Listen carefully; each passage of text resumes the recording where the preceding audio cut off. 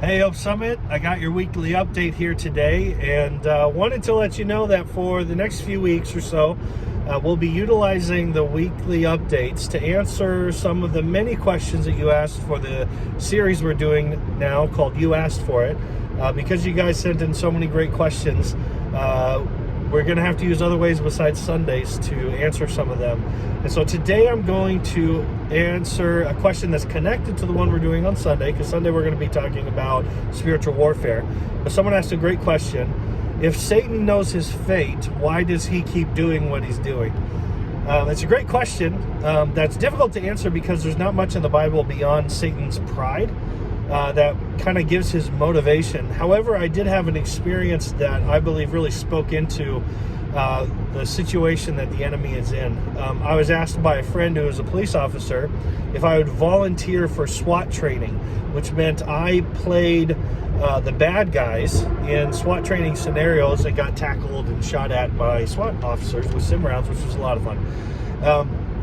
And the scenario we were in was I was one of two brothers who had just robbed a bank, and we were at a party. So we had this abandoned house full of people, and the two of us had guns with sim rounds in it.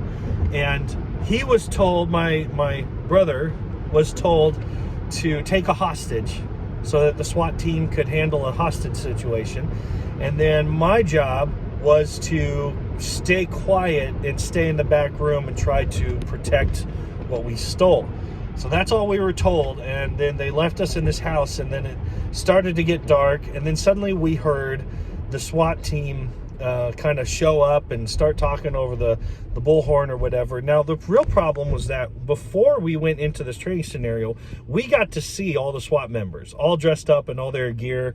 And they had all these big guys with rifles and a couple of snipers, which I thought was particularly intimidating because I didn't want to get shot with a simulation round from a sniper rifle. Those are pretty extreme. And so while I'm sitting there waiting for the SWAT team to come in, I'm holding this little gun, like a little handgun, realizing how outclassed I am, right? And knowing that there's not a whole lot that I'm going to be able to do. That at the end of the day, I'm not winning in this scenario. And I suddenly started thinking about, maybe I should run, Like, they told me to protect the loot, but I don't want to get shot. I don't want to get tackled. I thought it would be fun, but then the realization of what could happen hit, and I was thinking maybe I should try to take off or whatever.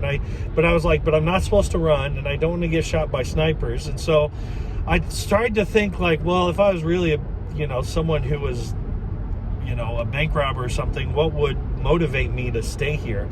And I realized that one of three reasons, conclusions came to my mind.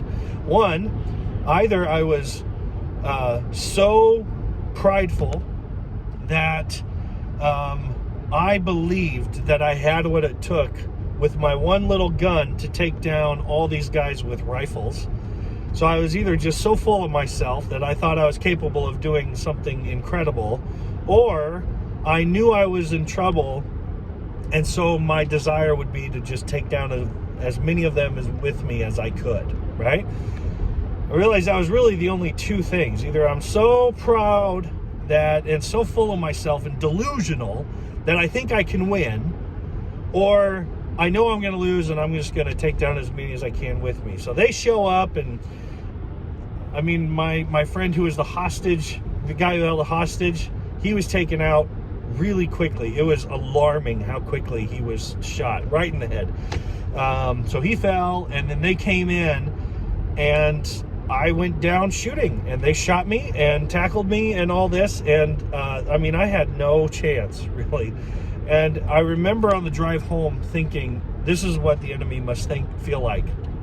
Either he's so delusional that he thinks he can beat God, that he thinks he has what it takes to defeat him, and that's why he's trying to do what he's doing, or it's because he knows he's done for. He knows he's going to lose, and so he's just trying to take down as many as he can with him. So, again, I beyond the few scripture verses about the enemy being prideful and how he does what he does, which we'll talk about on Sunday, there's not much given it to us. But being in that situation knowing I was outclassed.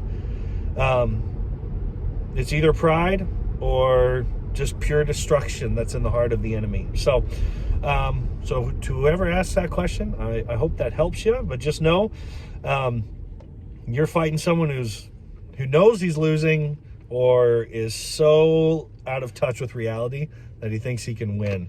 Both of those types of people are really dangerous. So be careful out there, because the enemy is not someone that you really want to mess with, beyond the fact that we'll talk about this on Sunday, but if you're a believer, you got nothing to fear, okay? So again, if you want to learn more, if you want to hear us talk more about this, would love to see you on Sunday, okay? Love you, church. And again, thank you for the questions. Really hope that this is a time of our church growing and learning more and stretching a little bit. Love you. See ya.